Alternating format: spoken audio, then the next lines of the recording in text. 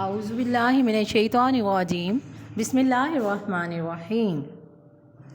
السلام علیکم ورحمۃ اللہ وبرکاتہ۔ کیا حال ہے بچوں؟ المدارس آن لائن اردو لیکچر مئی اسسمنٹ میں آپ کو خوش آمدید کہا جاتا ہے۔ بچوں، آج کا ہمارا عنوان ہے علامہ اقبال۔ مئی کی اسسمنٹ ہم شروع کرنے جا رہے ہیں اور صفحہ نمبر 1 آج ہم کرنے لگے ہیں۔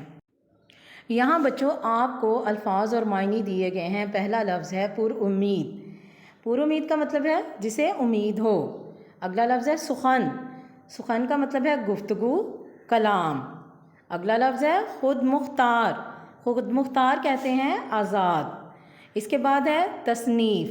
تصنیف کہتے ہیں کتاب لکھنا۔ اگلا لفظ ہے پرسوز۔ پرسوز جس میں دکھ درد ہو۔ اس کے بعد اگلا لفظ ہے کمن۔ کمن کہتے ہیں ایک مضبوط رسی جس کے سہارے چھت کے اوپر چڑھا جاتا ہے۔ اگلا لفظ ہے آدھا۔ آدھا کا مطلب ہے دوہرائی۔ نگاہ۔ نگاہ کہتے ہیں نگاہ کو یا نظر کو۔ زیر قیادت کسی کی رہنمائی میں کام کرنا۔ معرض وجود میں آنا، وجود میں آنا۔ بچوں یہ تھے الفاظ، معنی۔ اب آگے دیکھتے ہیں۔ یہ ہیں الفاظ اور جملے۔ پہلا لفظ ہے قابلیت۔ مجھے علی کی قابلیت پر کوئی شک نہیں۔ اگلا لفظ ہے کمن۔ کمن کا کیا مطلب ہے؟ جس کے سہارے ہم چھت پر چڑھتے ہیں۔ تو یہاں پہ کمند آئے گا انسان ستاروں پر کمند ڈالنے کی کوشش کر رہا ہے۔ اگلا لفظ ہے دار فانی سے کوچ کرنا۔ احمد کے دادا دار فانی سے کوچ کر گئے، یعنی وفات پا جانا، مر جانا۔ جھنڈے تلے، جھنڈے کے نیچے۔ پاکستان کے جھنڈے تلے ہم ایک ہیں۔ بصیرت۔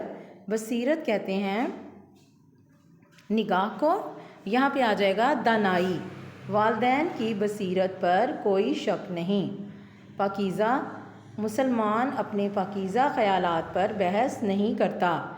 زیر قیادت۔ پاکستان قائد اعظم کی زیر قیادت حاصل کیا گیا۔ منظم۔ مسلم لیگ ایک منظم تنظیم تھی۔ اعتراف۔ چور نے اپنے جرم کا اعتراف کر لیا۔ عوض، بدلہ میں۔ دکاندار نے پیسوں کے عوض سامان دیا۔ ابدی۔ عارضی۔ عارضی کا مطلب ہوتا ہے جو عارضی ہو، اور ابدی کا مطلب ہوتا ہے ہمیشہ۔ تو اس کا ہوگا آخرت کی زندگی ابدی ہے۔ جد و جہد۔ ہمیں ہمیشہ جد و جہد کرنی چاہیے۔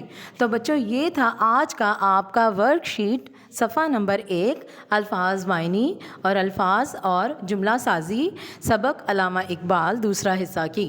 تو آپ نے اسے ورک شیٹ پر حل کرنا ہے اور جی سوٹ پر بھیج دینا ہے۔ امید ہے آپ کو سمجھ آئی ہوگی۔ اللہ حافظ۔